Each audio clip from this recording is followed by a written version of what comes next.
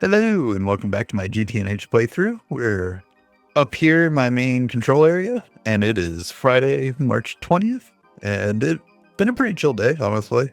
Uh, this thing right here was how I had originally planned on ending the video until I realized how long it was going to take, and that is this certificate of not being a noob anymore. Apparently, I still am a noob because it's going to take 8 hours to craft. Although I kind of call it shenanigans since I clearly have this overclocked and it's only running at 1 amp UIV, even with the overclock. But yeah, up here works for starting off anyways, because you see, I kind of made a small adjustment to the backside of this research station.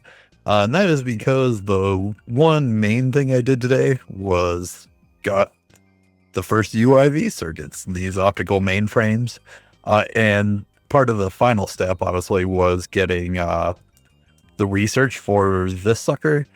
So I did have to upgrade this guy to a 64 amp UEV energy hatch, and then it would power fail on me about halfway through. So I did this to give it an extra buffer, and that ended up being no problem. And then while I was waiting for all the different steps of this stuff, I kind of did some random crafting. I was looking at quests that I hadn't done, for example, and I was like, oh, I'll do this Welcome to Hell certificate of not being a noob anymore. And what's amusing, so this quest wasn't actually unlocked for me. To unlock it, you actually need to do, now where is it? Kill all the things. For some reason, this is locked behind this killing evolved complete right here, where you have to turn in a bunch of high level coins, which obviously I did. But what was kind of goofy for this is there's two things I had to do. One, which was getting this lamp of cinders, which this part is not a big deal. You just go to the Twilight Forest and go to a highland biome, and you just fly around until you find like the Cave of Giants, and in there's the giant obsidian blocks, and in those you'll find these. So I got one to turn in, and then since it had this little message about some other achievement, I just flew around and grabbed a second one since I was waiting on stuff anyways. The thing that was goofy for me though is to also unlock this, you need to do the evolved bosses, and for whatever reason, when I first went to the moon way back in January 2025, I must not have had this quest unlocked, because I had to basically do a boss run and go through and knock out all the evolved bosses again on all the different planets. So you can actually see I got all the dungeon keys, although weirdly, you go 1, 2, skip 3 for some reason, 4, and then 4 through 8. For some reason, I don't even remember which dungeon number 3 was, but it's not included in this chain of progression. But, whatever. So yeah, I flew around, did that, and then but that was just me messing around. So for the actual progress, so like I said, I upgraded the research station. Otherwise, there's not really too much of note anywhere else besides down where all my assembly lines are. So the optical circuits are down. Oh, my frames are dropping. I think it's because I was flying around too many planets. I was going to reset the server first. I probably should have. Just too much chunk loading on this session, basically. But down here, so basically from this circuit assembler through these 3 assembly lines, which this one and this one are both advanced assembly lines, are what I'm using to make optical circuits. Realistically, though, I could probably make this one an advanced assembly line since I have it going at UHV, but I didn't want basically to make it an advanced assembly line because this is a UEV recipe. If I were to, let's see, optical. Yeah, this one's a UEV, so I would need to do UEV energy hatches over here. And even though these are all fed by lasers, I still haven't actually upgraded the hatch into this area to a UEV 64 amp. I'll do that over the weekend though, just for when I start crafting more. Plus, I'd also like to upgrade some of the energy hatches along here as well. But yeah, so for here, for the circuit assembly line, this one's probably the most different that I've done compared to other ones, because I went with the same setup I use for all the advanced assembly lines now, where I'm using stocking input buses with the specific items filtered, and then just still a storage fluid bus and this ME chest, so I can push a bunch more in here if I need to. For the other three, they're just my standard assembly line setup where we got stocking input buses, stored fluid hatch, ME bus, or ME chest, I should say, and then the 4 recipes. Honestly, really not too much of a note besides it just took a little bit of researching and stuff. They do seem to craft relatively well. But yeah, honestly, like I said, it was a pretty chill day. It was just, setting all this up. I'll say the only kind of like goof on my part was, so I came down here when I was getting ready and I cleared everything on top of the cobblestone from here all the way down to here.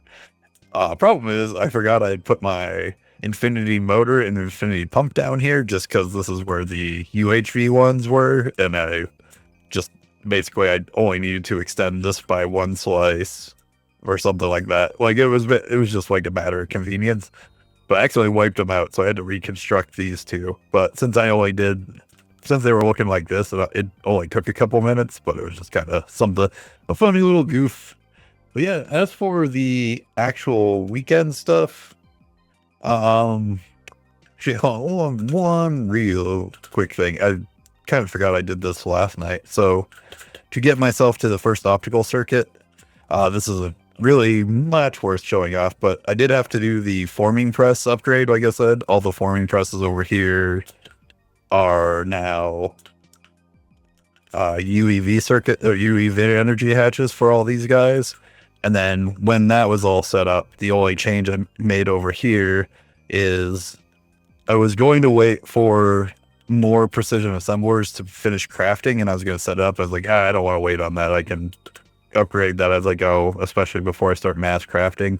So essentially, I'm going to throw more precision assemblers kind of stacked up over here specifically for I want to have at least one for the yellow and red SMDs. I think it's fine for those to be on the same one because I don't use them very often. And then one dedicated for the purple SMDs.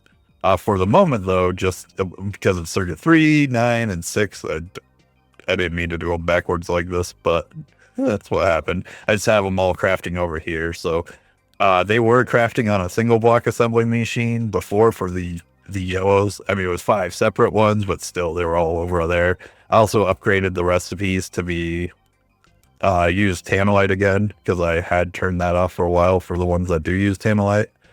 Maybe I did. Carbon, platinum. Yeah, or tantalum, not tantalite, excuse me. And then these, I just went with one of the cheaper recipes for now because the radar, I want to get a little bit of a backlog of radox and make sure that area is running fast enough to start before I start using radox plates and all these recipes, but that will be a near future thing because I'm pretty sure I'm going to need way more.